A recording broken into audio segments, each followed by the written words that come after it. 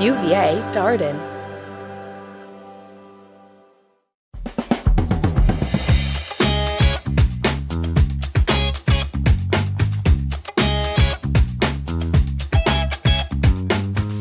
Good Disruption, a lively discussion between UVA Darden School of Business professors Yael Grushka-Cocaine and Mike Lennox on cutting-edge technologies and practices that are challenging the status quo.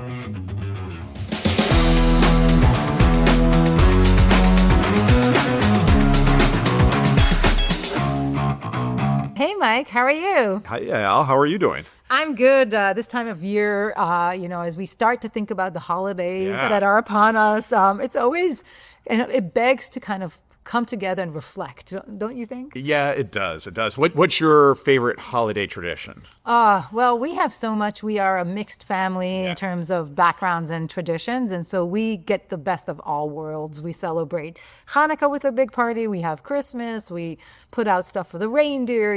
We have all of that. So I'm curious because this has been a debate in our household.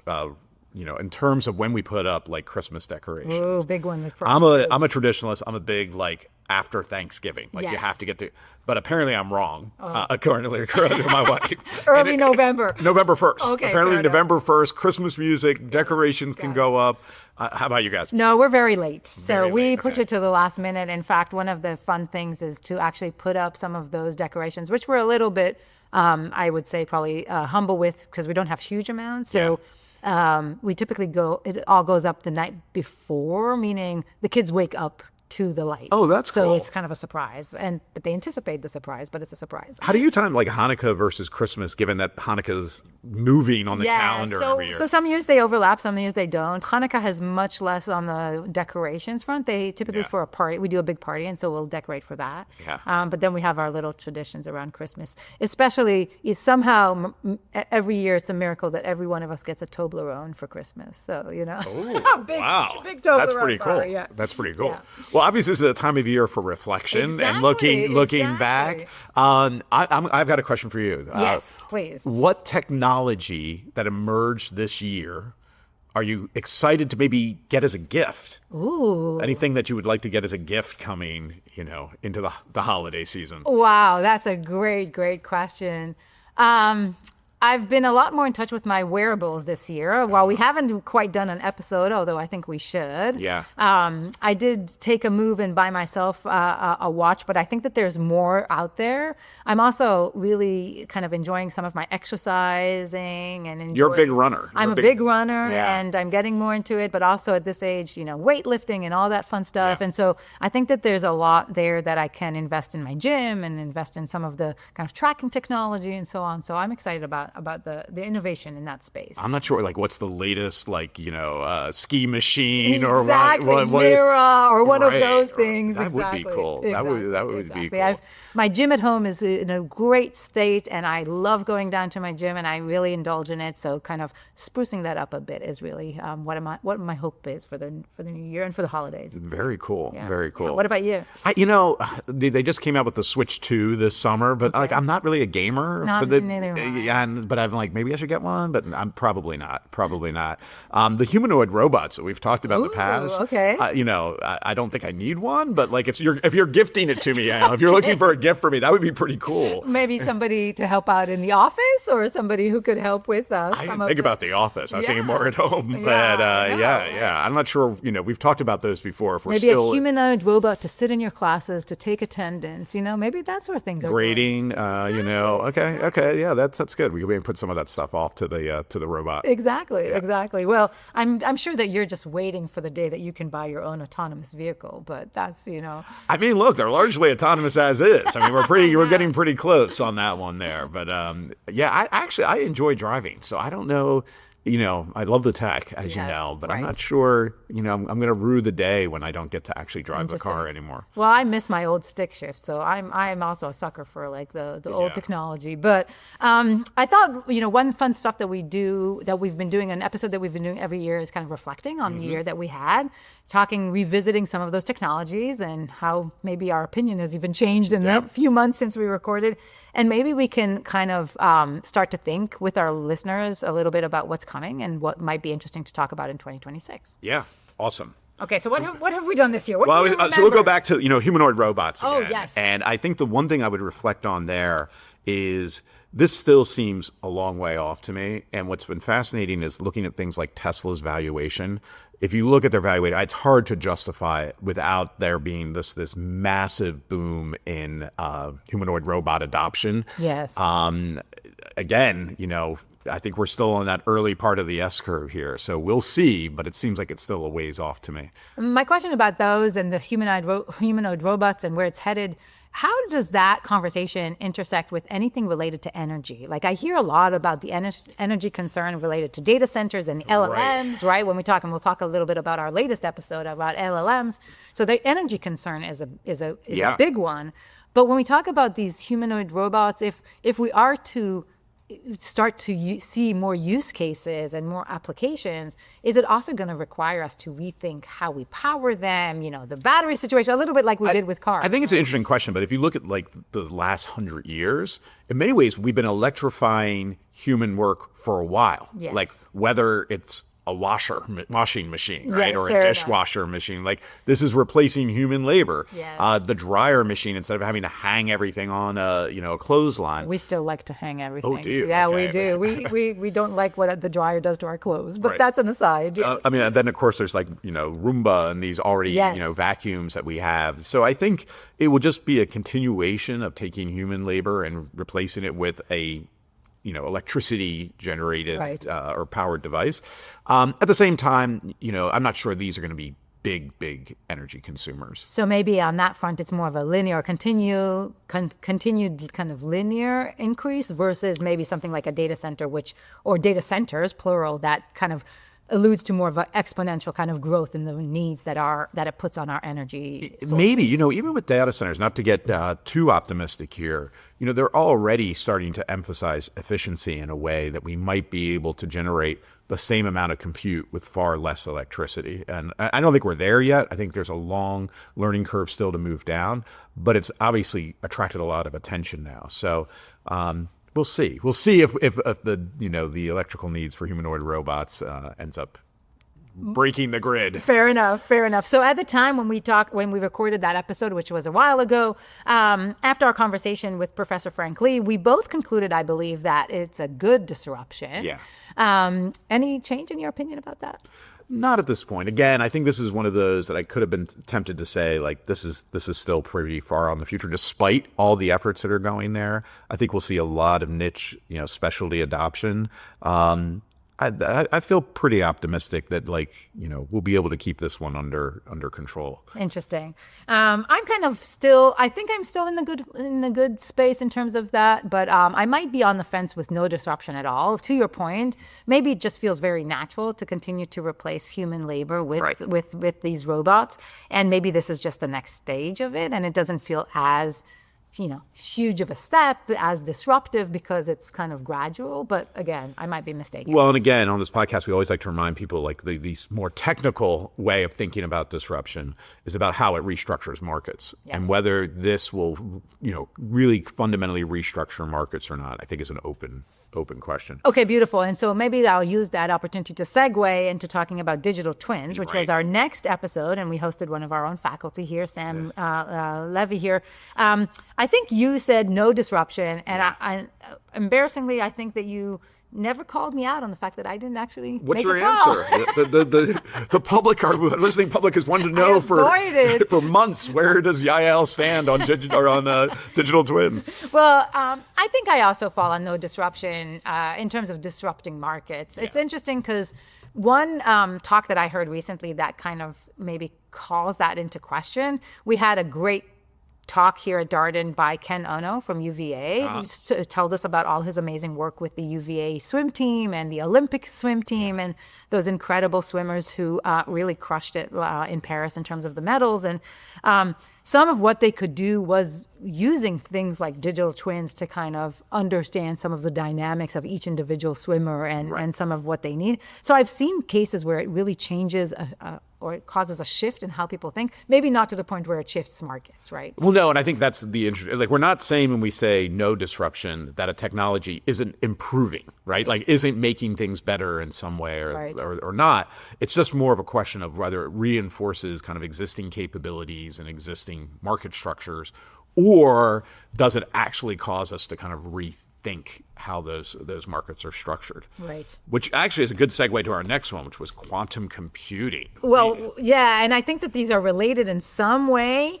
And let me tell you what I'm thinking, because as you were saying that, I was thinking about in the United States right now, we're dealing with some of the shutdown and the implications for the air traffic control. Yeah. Like, could digital twins, maybe together with quantum, I don't know, or maybe separately, could they change, let's say, the structure of that market, right? How we think about air traffic controllers and their role and the different players there. Maybe there's. Are you going to eliminate the air traffic controllers? We're going to go with all AI to control. I don't know. I've always thought about that as a possibility, and maybe digital twin allows you to kind of create scenarios that otherwise you don't want to. It is interesting to think about, like, plane travel already is fairly autonomous, the actual flying of the airplane. Exactly. So maybe the air traffic control could be more autonomous. Fascinating. Let's put it on the list for next year. Air traffic controllers. Yes. As everyone's waiting to fly for Thanksgiving and the holidays. Exactly. I mean, I love revisiting that. Did you know that my PhD thesis was work that I did with Eurocontrol, which is the organization that is basically in charge of the air traffic control in all of Europe. Oh my goodness! So you're you're a global expert. I don't know about that, but I've had some exposure for Excellent. sure. Okay, so quantum computing. We had my friend Yoav come in and tell us provide an incredible vision here in terms of quantum and where it's headed and all of the investment in that space. Where do you come down on it? I came down as good with some caveats. And my worry here is and on the more disruption side is this going to lead to like extreme market consolidation? Will there be a handful of companies who have the wherewithal to build these massive quantum computers and then begin to dominate huge sections of the economy? And we've talked about this even more broadly with AI, that this could be a result. So I would say good for now.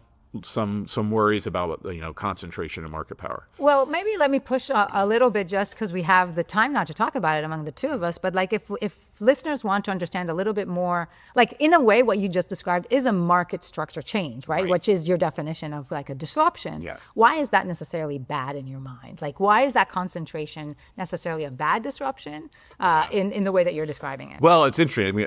Many of the digital technologies we talk about, this is a common worry and maybe feature of these markets. We talk about network externalities, winner-take-all markets, that you get this consolidation. I think the worry actually bleeds over not only to like the market side and consumer surplus, whether you can extract it when you have these massive entities, but also from the political sphere, right? Okay. Like in a world where data is gold, and these companies might end up consolidating and using and then processing massive amounts of data about you and I and everyone in society. Like it starts to worry about some of these kind of totalitarian worries that we've had in sci-fi and the like there. Fair enough. The more technology can be distributed, I think I would argue kind of generally better for society. Interesting, which might feel to me like a good transition into the small nuclear, right? Because that was one of the ideas around the small nuclear, that it can provide for some kind of distributed approach. Is that fair? I think it is fair, though it is interesting that as we had the discussion and learned more about it, it's not that small. Right. It's not that distributed. Right. So, I guess the image of like having a little, box on your desk that's a nuclear generator, like that's not what we're talking about, at least not right now. So I think, you came down on no disruption. I still said good. But I think we maybe were in agreement that this doesn't necessarily feel like this is a radical change from the past here. Okay, fair enough. And we had our alum here, Stephen Leff, come in and join us to talk about that. It was fascinating. And I see the topic of small nuclear kind of show its head often. I think folks are still pretty intrigued, and it doesn't feel like it's hit the popular press as much. And maybe I'm wrong, but well, I think because it's not kind of market ready yet. Okay, like we're seeing right. some pilot projects, especially with the race to build out AI. But we're still a ways away, I think, from it being, just commercially viable, building at scale. We might get there, but we're still in the pilot phase with this. From your conversations, and you're tapped into a lot of what happens around here in Virginia. There's a lot of data centers in Virginia. Our Dean, Scott Beardsley, likes to talk about Virginia as the highest number of data centers in the world, potentially. That's correct. In terms of locations per square foot, or however you want to calculate it. Is the small nuclear conversation related at all, or on top of policymakers here in Virginia, or not really? No, absolutely. I mean, I think it's, again, with this mad dash to build compute and the energy and electricity needed to power it, lots of discussions about these alternatives. And so in some ways, it's having its moment right now, even in the months since we had the conversation. Yeah. But again, I just want to caution, like we're in that, again, earlier phase of the S-curve here, where the market viability piece still needs to be proven out. Yeah. What is that? That part of the curve, the hype curve there, the peak of disillusionment right before the trough of awakening. Yes. Okay. So after small nuclear, we did talk about GLP-1s. Yes. Okay. That was a great topic. We got a lot of people interested to think more about this as a disruption. Yeah.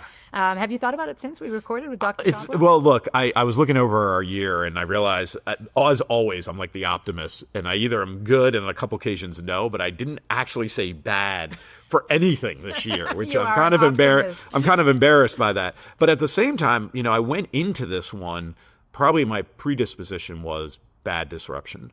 And so I think what I learned from our conversations with Dr. Chabra was that the side effects that I worried about seem to be maybe not, at least at this point, that like not as bad as I had worried about, right. Which makes it hard to argue, this is a unequivocally bad disruption. Right.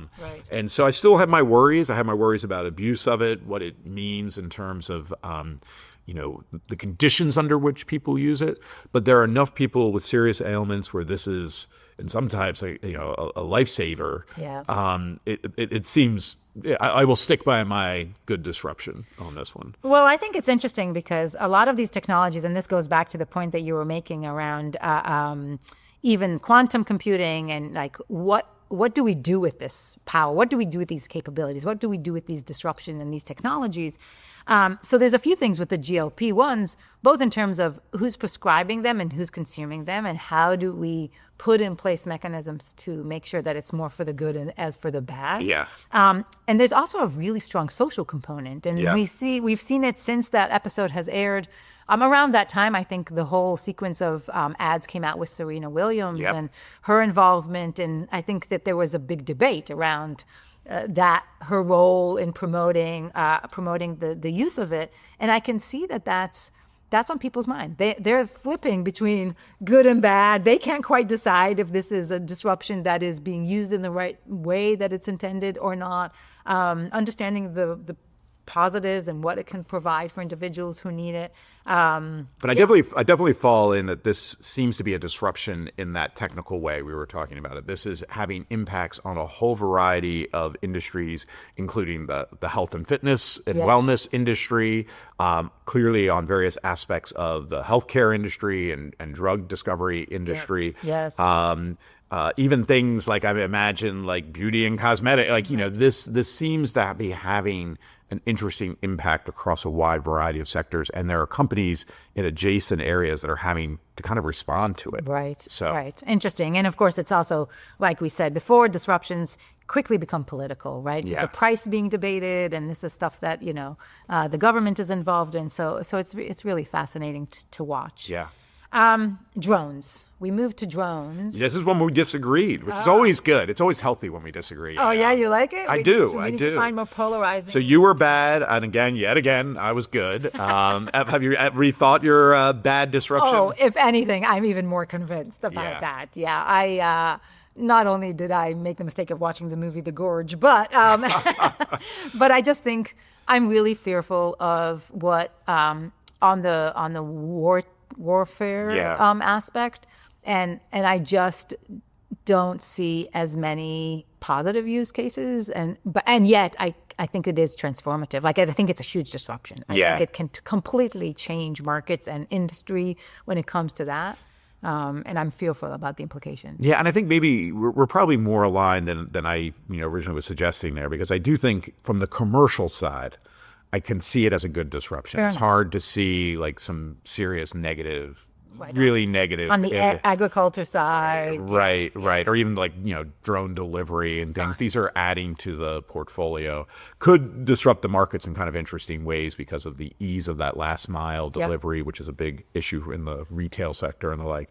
But I can't deny that on the military side and the use of these in warfare, it's scary. It's scary, and it is fundamentally transforming the way we do that. And I think, that could have some real negative repercussions. And I think it's already happening, right? Yeah. Like, I know that it's already happening. Right. Yeah.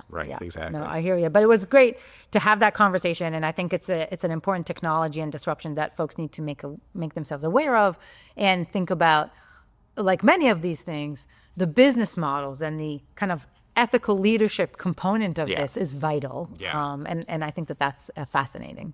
Especially for us at Darden, because we care about those questions. I mean, a lot of people do, but we definitely spend some time thinking about it. Yeah, absolutely.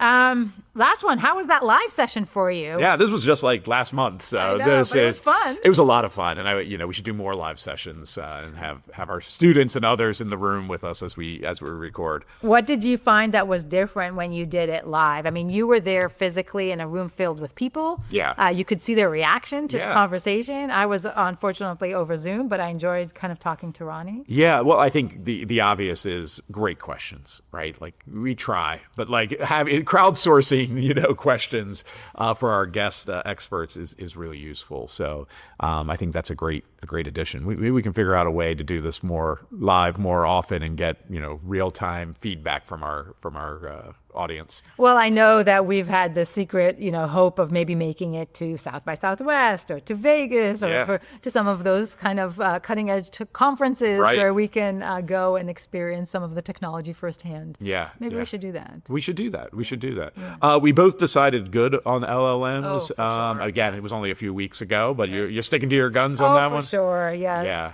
I mean, I think folks are asking good questions when they're concerned with generative AI in general. But I think it's these types of questions that make it exciting, and the solutions will emerge. And I have faith that mostly we will find acceptable solutions for all of this. I just think the opportunities are huge. Yeah. And I think, in terms of the disruption piece, a couple observations. One, when I think about like disruption, again, it's these kind of competitive life cycles. There is this thing called the hype cycle, I know. And it is real, and it overlaps the competitive life cycle. Yeah. I do think we're high on the hype cycle. I think we're coming close to probably the shakeout phase of the competitive life cycle. Yep. As I always say, that is to be expected. This does not say the technology is, not impactful and will not continue to be impactful.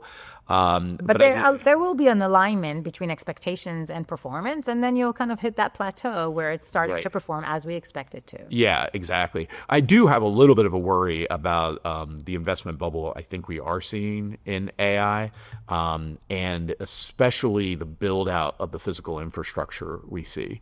My guess is in the long run, it's going to be great because we're going to have all this cheap compute available. Yes. But in the short run, there's a lot of dollars going to this that it is hard to see how you can make it up on, queries that people are doing on ChatGPT or the like. So how that will shake out remains to be seen. And hopefully we won't get like a 2008 type of episode in terms of the economy here. Although I can see, I think you and I both had experience, and I was out in San Francisco like 2000, 2001, 2002. Like, are we headed in that direction? quite honestly, probably. Like there's going to be, again, some adjustment Yeah. also in terms of the investments and the valuations. Yeah. Because we haven't quite figured out those business models. But yeah, and I think you know we should talk about like financial disruption, right? Like Yes. in 2001 with the .com, in some ways it was muted in terms of its overall impact on the economy because a lot of it was just inflated stock prices, Yeah. right? And that hurts for those who took those stock positions, but doesn't necessarily affect the underlying economy. 2008 was a little bit different because of the impact on the credit markets and financial markets. yeah, and the correlation that existed there in all of their investments. Right, right. And so I think, you know, the upside would be a 2001 disruption in the Yeah, that would be marketplace. the optimistic outcome. Right, like there's right. overvalued stocks that their prices come back down. Right. 2008, you know, financial crisis, that would be the bigger risk there. But again, long term, this seems to be a major disruption affecting a wide number of sectors in the technical way we talk about it. And, you know, we're the optimists, so we're on the good side that ultimately this will be good for society. I want to do one more. I want to go back to one that we did in our very first season. Ooh, okay. And it's kind of now been my annual thing to bring this one back up. So crypto. Okay, Crypto. yes, your friend I crypto. very famously am in a bad disruption or no disruption camp on this. Yes. I have a lot of concerns and questions about why this is a thing and why people are pouring their money into it. It's still a thing. Well, this is what I was going to say. So in the last year, 27% raise in Bitcoin, now at 103,000. So as I always tell my students, never invest based on my advice. That's why I'm a college professor. Crypto these Bitcoin keeps going up. We have not seen a collapse. And I'm still sticking to my guns. I'm still sticking to my guns that I'm a little surprised and confused by the continued excitement about crypto that we see. Interesting. What will have to happen for you to say, "Oh, maybe I was wrong"? Would be the question. How many? Well, years I will say my one caveat has always been that if we think of one of these, probably Bitcoin, as a substitute for something like gold. Just something that's a store of value. I can get my hands around that a little bit more. As a mode of transacting, no, we're not seeing that. Yeah. Having hundreds, if not thousands, of these cryptocurrencies out there makes no sense to me. And then you get like the derivative stuff we're seeing that like it's just gambling. Yeah. It's gambling on no fundamentals. Right. At least if you gamble on sports, there's like a winner and loser. And, this is just gambling that other people will think, having this stock, this coin will be valuable at some point. And I feel like maybe that's an episode that we can kind of come come back back to. to. Right. Now that we're thinking ahead. Once the prices all crash, then I can have my big moment. Fair enough. Well, let's think about where we're headed a little bit. And in just the few minutes that we have left, like think about what are you excited for us to think of covering in 2026? So we don't have to necessarily cover all of these, but what ideas do you have that we should explore? So I, as we know on this podcast, I'm very interested in clean tech and decarbonization and the like.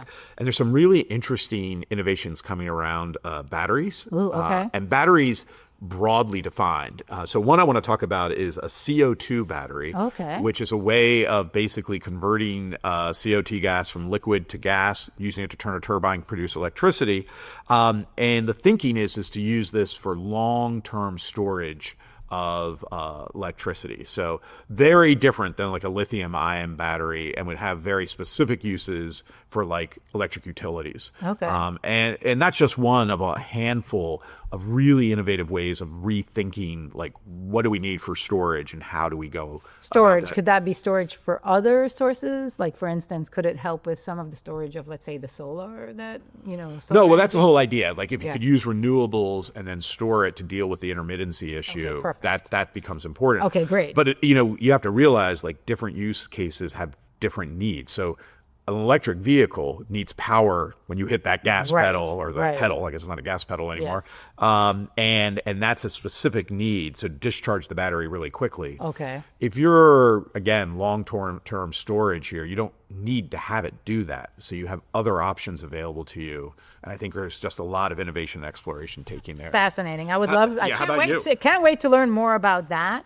There's so many things on my mind. I'm fresh off of a conference where I saw the use of like VR, like augmented reality, virtual reality, those headsets in instruction and in case method teaching. And so I'm super excited about talking about, and I don't know if this falls under the AI, Gen AI, LLMs, like it's everything combined with those headsets and some of the hardware as well. I think the use cases for education are so exciting, and I think we should record an episode on that. We did online education a couple years ago. We did, but that was it was almost like a different world. Yeah, right? yeah. Well, and as we talked about, I think in that podcast, the idea that higher ed probably could use some disruption, and there isn't that many really radical different models out there. But now we're talking about personalized approach. Think about the case method that we do. Like now the students are interviewing the protagonists themselves. Like there's so many exciting things that we can do there. Yeah. So it's worthy of revisiting. I would love to talk about one that like as a kid, right, like was out there being teased to us, which is like personalized space travel. Oh, there we go. Yes. Right? Like, yes. I mean, we grew up on like Star Wars. I Like, know. when am I going to be in my fighter jet, you know, scooting around the universe? Yes. Obviously, we're not there yet. But a lot has happened in that space. And especially the commercial piece, which I think is the most fascinating piece. I mean, even going back to 2001, A Space Odyssey, like they were already portraying commercial space travel. So it'll be an interesting one to talk about, kind of like where are we today? How close are we to like it? I don't know. Maybe don't want it to be like our airlines, right? Yes. Maybe better than the airlines. Well, maybe we have to talk about that in the context of the airlines, knowing what we know about that business model, which is highly problematic, heavily investment intensive, and huge costs. And so it's very hard for airlines to survive the long term. Yeah. Banking, we've talked, I mean, you just mentioned crypto, but there's a lot going on in the banking sector. I believe the term is neobanking. Okay. So new players, new models that are kind of creating new, almost like a facade for individuals to interact with the bank instead of the traditional banks as we know them. So it might be interesting to think about that one too. Yeah, one more for us. We haven't talked about things like Starlink and other kind of low orbit satellites. Okay. And again, from a disruption standpoint, like, will this change the way we are able to access the internet and access technology? We're still fairly based on, terrestrial systems, whether it's cable or cellular. Yes. Could this radically transform how we think about access to the internet? So there's not going to be any more can you hear me now kind of situation? That's the hope. But I don't know. I mean, we haven't talked. We'll have to explore. Well, there's one more that I wanted to bring up that maybe we can put on our radar, and I'll be curious. And again, anybody listening to this, if we have any listeners, we would love for you to email us and send us your ideas. But our thousands of listeners. At this point. But we do like to touch on healthcare. We did the GLP-1s this year, but it would be great if we could also spend some time thinking about all the just the theme of aging. I've heard that anti-aging is not the right term, and that we're not against aging. Aging happens to all of us. Well, they're trying to stop aging. Well, right. So like just thinking about aging and what's happening in that space in terms of how we think about growing older, how we think about the longevity of our lives, and how that is really being disrupted in many different ways. This is one that is very personal because we need to accelerate this, because my great fear is we're going to figure out how to end aging when I'm like 80. And I'm just going to be stuck being an 80-year-old for eternity. You're like, now's better than that. I mean, it would have been better 20 years ago, honestly, but like every year it gets a little worse. So think about your kids and your grandchildren. Unless we can do de-aging. If we can de-age, that would be a great We should explore that. But there's plenty clearly ahead of us in 2026. Right, so I'm really excited about this year ahead. Yeah. No, and I guess, state the obvious, disruption is all around us. It's scary. And I think we often talk about, obviously what some of the downsides. But we're optimists by nature and really trying to understand how these will play out. And I do think it's a truism that when we look forward, we always have these fears or excitement that probably both are out of bounds. And the reality tends to be somewhere in between with a lot of these technologies, and often are ways that we didn't forecast. If you go back in time, our inability to see like the microcomputer revolution that has transformed society over the last 50 years, or other forms of technology in healthcare and the like. it's just always fun. Yeah, it's great. And the fact that so much of this is also, it comes from literature and comes from folks writing novels that have imagined the future that we now, bring to reality is also serendipitous. But Mike, I'm excited for us to embark on our next year ahead. Looking forward to next year. And maybe new sessions, live sessions, and new guest speakers. Yeah. But thank you. Thank you as well. Do you want to thank our amazing Of course. team? I mean, it's as always, we want to thank our producer, Gary. We want to thank our lead researcher extraordinaire, Becky, for all the work they do to make this podcast possible. Amazing. Thank you, everybody. And enjoy the holidays and Happy New Year. Happy New Year.